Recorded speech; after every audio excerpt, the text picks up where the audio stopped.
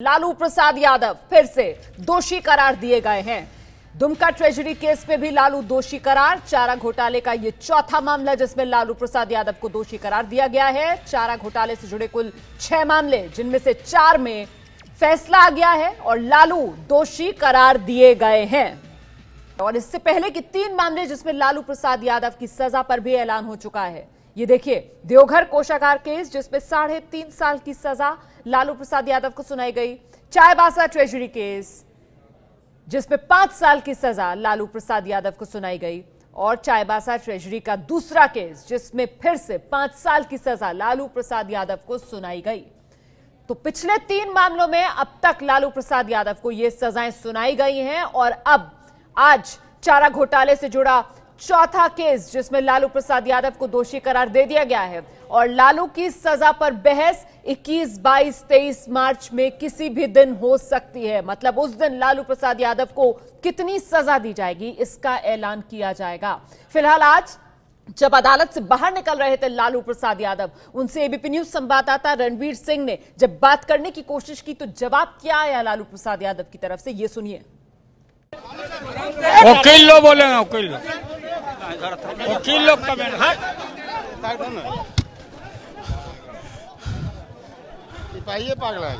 तो आपने देखा, मैंने खुद लालू यादव से पूछने की कोशिश की कि लालू जी इस सजा पर वो आप क्या कहेंगे, तो इस पे लालू जी का कहना साफ था।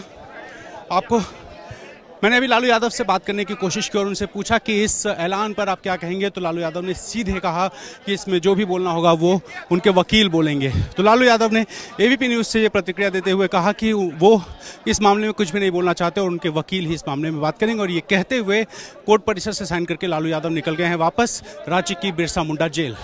कैमरा पर्सन विशेष पांडे के साथ रणवीर, एबीपी न्यूज़, रांची। तो दोषी लालू प्रसाद यादव को करार दिया गया है। खुद कुछ भी लालू प्रसाद यादव बोलने से बच रहे हैं, कह रहे हैं वकील बोलेंगे उनके। लेकिन सियासत किस तरीके से गर्मा गई है अब जब अदालत ने एक बार फिर लालू प्रसाद यादव को दोषी करार दिया। पटना ब्यूरो के संपादक प्रकाश कुमार ने आरजेडी नेता रामानुज यादव और जेडीयू के प्रवक्ता नीरज सिंह से बात की। लालू यादव को चौथे चारा घोटाले के मामले में दोषी करार दिया गया है। हमारे साथ हैं जेडीयू और आरजेडी के दोनों के प्रवक्ता हैं। सबसे पहले हम आपसे जानना चाहेंगे कि चौथे मामले में दोषी करार दे दिया गया है चारा घोटाले में, क्या ये मानकर चला जाएगा कि वो हैबिचुअल ऑफेंडर हैं? ऐसे में एक के बाद एक मामले में उन्हें दोषी करार दिया गया है। नहीं, आप ये कह सकते हैं, आप जो कह रहे हैं कि हैबिचुअल ऑफेंडर, मैं कहता हूँ कि ये हैबिचुअल जो इस देश की जो लड़ाई है, ये लाखों वर्षों से, हजारों वर्षों से सोशल डिस्पेरिटी के खिलाफ जो हमारे पुरखों ने लड़ने का काम किया, हम लोग लड़ रहे हैं, हमारी पीढ़ी को भी लड़ना पड़ेगा। यही तो इस विडंबना है, यही तो इस देश की लड़ाई है कि किसी को बेल, किसी को जेल। लेकिन सवाल ये उठता है कि न्यायिक प्रक्रिया है और उसमें भ्रष्टाचार के मामले में उनको दोषी करा दिया। यही तो लड़ाई है कि देश का कोई भी जो अंग है प्रशासन का, कोई अछूता नहीं है। ये तो हम लोग कह रहे हैं। आप दोष लगा रहे हैं कहीं भी, बिल्कुल। अरे नहीं, लेकिन ये तो सजा तो उन्हें न्यायालय ने दिया। भाई, न्यायालय में बैठे हुए कौन लोग हैं? वो माइंडसेट क्या है? सोसाइटी से ही जाते हैं। इसी न्यायालय पर सवाल उठा रहे हैं। अरे मैं कह रहा हूँ, इसी देश के लोग हैं ना, चाहे वो न्यायालय में बैठे हो, न्यायालय में बैठे हो या समाहरणालय में। प्रवक्ता है, ये तो सीधे तौर पे कह रहे हैं कि न्यायिक प्रक्रिया में, और दूसरा किसी को बेल, किसी को जेल। भाई, आदरणीय लालू प्रसाद जी तो किंग मेकर थे देश के अंदर में, तो कौन सेटअप बदलने के लिए कहा था? सामाजिक न्याय के आंदोलन में अति पिछड़ों को हक दिलाने के लिए कब्रिस्तान की घेराबंदी के लिए जेल गए हैं। किस बात के लिए जेल गए? दलितों को मंदिर में प्रवेश कराने के लिए जेल में गए? जेल गए हैं राजकोष के खजाने की सुरक्षा की जिम्मेवारी आपकी थी। महत्वपूर्ण सवाल, ये तो सवाल उठा रहे हैं कि आप लोगों ने उन्हें फंसाया है। तो बता रहे हैं भाई, राज को आप पर जिम्मेवारी थी, तो लंबे समय तक यही तो न्याय प्रक्रिया का चिंता का विषय ये है कि बड़े बड़े राजनेताओं पर जब आरोप लगा तो इतना लंबा अरसा क्यों लगा?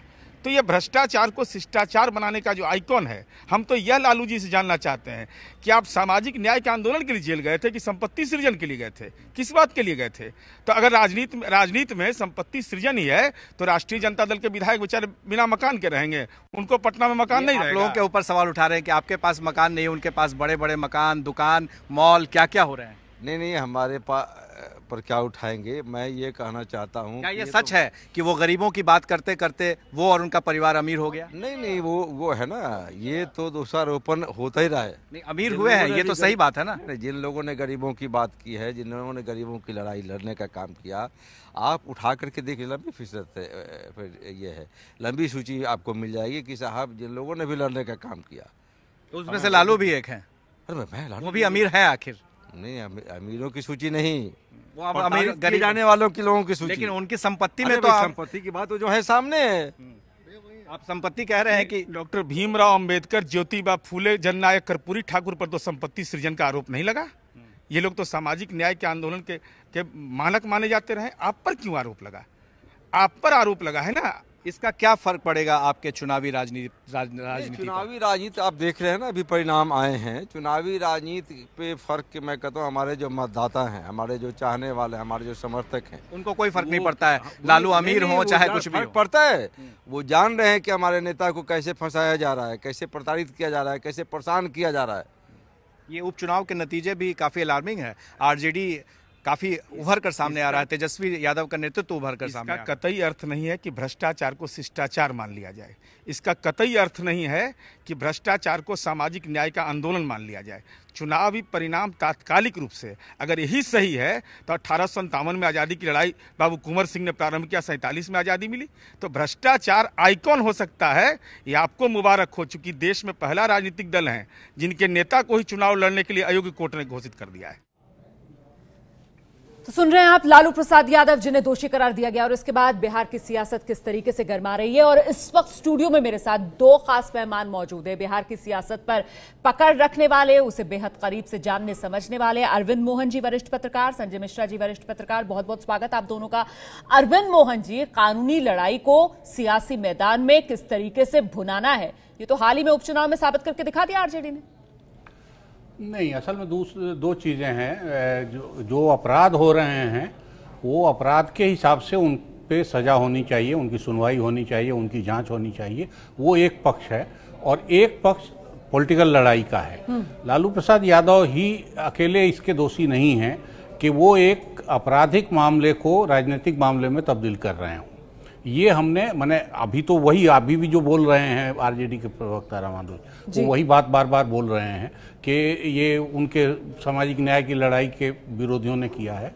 कानूनी लड़ाई अपनी जगह है और वो चलनी चाहिए, और उसका सजा अगर मिल रहा है तो आपको कोई सर्टिफिकेट नहीं मिल रहा है, आप अपराधी हैं तो इसलिए आपको सजा मिली है। नहीं, क्योंकि राजनीति जो है वो परसेप्शन का खेल है, और ऐसे में एक भ्रष्टाचार का मामला जिसमें आप दोषी करार दिए जाते हैं, वहीं आरजेडी की तरफ से इस पूरे मामले में ये दिखाने की कोशिश कि देखिए ये षड्यंत्र लालू प्रसाद यादव के खिलाफ हो रहा है, किस तरीके से अपनी राजनीति को साधने की कोशिश की जा रही है यहां पर, और क्या उसमें आरजेडी कामयाब हो रही है। इन तमाम मुद्दों पर हम चर्चा करेंगे आगे। और साथ ही लालू प्रसाद यादव की वकील की तरफ से एक बहुत अहम जानकारी दी जा रही है इस सिलसिले में कि क्या तमाम जो अलग अलग मामले हैं उसमें जो अलग अलग सजाएं लालू प्रसाद यादव को सुनाई जा रही हैं वो अलग अलग चलेंगी या फिर साथ साथ चलेंगी। इस बारे में लालू प्रसाद यादव के वकील बड़ी जानकारी जो दे रहे हैं वो भी आप तक पहुंचाएंगे। लालू प्रसाद यादव दोषी करार दिए गए हैं चारा घोटाले के चौथे मामले में। चारा घोटाले में अब तक 4 मामले 6 में से जिनमें लालू प्रसाद यादव को दोषी करार दिया गया है, और इससे पहले के 3 मामलों में तो लालू प्रसाद यादव को सजा सुना दी गई है, जिनमें अधिकतम 5 साल की सजा एक मामले में सुनाई गई, दूसरे मामले में भी 5 साल की सजा, और एक मामला जिसमें 3.5 साल की लालू प्रसाद यादव को सजा दी गई है। इस बीच लालू प्रसाद यादव के वकील का बड़ा दावा, सभी सजाएं साथ साथ चलेंगी। क्या कह रहे हैं लालू प्रसाद यादव के वकील इन सजाओं के चलने को लेकर, जरा ये सुनिए। आज ये जो चौथा मामला है इसमें क्या लालू जी के साथ जो पहले उनको सजाएं मिली हुई हैं अलग अलग, वो ये सजाएं साथ चलेंगी या अलग अलग उनको काउंट किया जाएगा, कैसे? सब साथ चलेंगे, सब सजा साथ चलेंगे। यानी जो अधिकतम सजा होगी सभी मामलों को जोड़ के उतनी ही होगी, क्योंकि नियम शायद ये भी कहता है कि आपको उसके लिए जिरह करनी होगी। क्या इस तरह की जिरह कोई हुई? उसमें कोर्ट का जैसे क्वांटम ऑफ सेंटेंस आएगा उसमें अगर लिखा रहेगा कि सेपरेटली चलेगी तब वो सजा खत्म होगा, तब इसका चालू होगा। तो अब तक जो 3 आई हैं उनमें क्या है? उसमें कंकरेंटली लिखा हुआ है, यानी सब साथ साथ चलेंगे। अधिकतम अभी तक कितनी आई? 5 ईयर्स आई है जी। तो उसमें अभी जितने दिन रह चुके हैं वो माइनस करने के बाद वो जितने दिन कस्टडी में रह गए हैं प्री ट्रायल स्टेज में या during after the conviction also, तो सभी को जोड़ लिया जाएगा, कितने दिन रह गए हैं उतना सेट ऑफ करके एंड रेस्ट उनको कस्टडी में रहना होगा। तो लालू के वकील प्रभात कुमार को आप सुन रहे थे, जो कह रहे हैं कि सभी सजाएं साथ साथ चलेंगी, क्योंकि अभी तक जो 3 मामले जिसमें सजा सुनाई गई है लालू प्रसाद यादव को, वहां पर कॉन्करेंटली शब्द का इस्तेमाल अदालत की तरफ से किया गया है, सेपरेटली का नहीं किया गया। और जितनी अधिकतम सजा, इसका मतलब ये कि उतना वक्त लालू प्रसाद यादव जेल में रहेंगे, मतलब 5 साल, जो सबसे ज्यादा अब तक सजा सुनाई गई है उन्हें चारा घोटाले से जुड़े हुए मामले में, तो 5 साल लालू प्रसाद यादव को अभी सलाखों के पीछे रहना होगा। खास मेहमान जो लगातार हमारे साथ बने हुए हैं, हम चर्चा कर रहे हैं कि बिहार की सियासत में किस तरीके का बदलाव आ सकता है लालू प्रसाद यादव पर, जिस तरीके से चारा घोटाले से जुड़े इन मामलों में एक के बाद एक ये सजाएं सामने आ रही हैं। संजय मिश्रा जी, आपका आकलन, क्योंकि हम लगातार सुन रहे हैं आरजेडी की तरफ से कहा जा रहा है कि देखिए मिश्रा को और शर्मा को बेल मिल रही है, लेकिन लालू को जेल भेजा जा रहा है, ये तो षड्यंत्र रचा जा रहा है लालू प्रसाद यादव के खिलाफ। देखिए, आरजेडी ने अपनी रियलिटी को स्वीकार कर लिया है। उनके सबसे बड़े लालू नेता जो लालू प्रसाद यादव हैं, वो 4 मामलों में सजा के दोषी हो गए हैं, जेल में हैं। आरजेडी ने स्ट्रेटेजिकली अपनी पॉलिटिक्स जो है तेजस्वी यादव के पीछे खड़ी कर दी है, और तेजस्वी यादव एक नई पॉलिटिक्स को चला रहे हैं, नई सोच को चला रहे हैं। अभी राज्यसभा के चुनाव में जो प्रत्याशी सिलेक्शन किया उन्होंने मनोज झा को किया और डॉक्टर अशफाक को किया। इससे लगता है कि वो लिबरल और पढ़े लिखे लोगों को बढ़ावा दे रहे हैं। तो लालू की एक जो पुराना बैगेज था उसको तेजस्वी दूर करते जा रहे हैं, अपने आप को उससे दूर हो रहे हैं, और लालू का जो एक पॉलिटिकल वोट बैंक है उसको वो अपने साथ जोड़ रहे हैं। अभी जो जितना लालू यादव के ऊपर कोर्ट का मामला हो रहा है और कहीं ना कहीं इसको अगड़ा बना पिछड़ा की लड़ाई बना रही है आरजेडी, उसमें कहीं ना कहीं आरजेडी को पुरानी महारत है मंडल पॉलिटिक्स की और सामाजिक न्याय की जो लड़ाई है, वो उपचुनाव के नतीजों में भी कहीं ना कहीं उसका एक रिफ्लेक्शन देखने के लिए मिला। बहुत बहुत शुक्रिया आप दोनों का हमारे साथ बने रहने के लिए। तो कुल मिलाकर ये बड़ा फैसला लालू प्रसाद यादव पर जो आया है, चारा घोटाले का ये चौथा मामला है जिसमें लालू प्रसाद यादव को दोषी करार दे दिया गया है। सजा पर बहस इस मामले में लालू प्रसाद यादव की 21, 22, 23 मार्च को हो सकती है, और तब सजा पर ऐलान भी लालू प्रसाद यादव के सुनाया जा सकता है।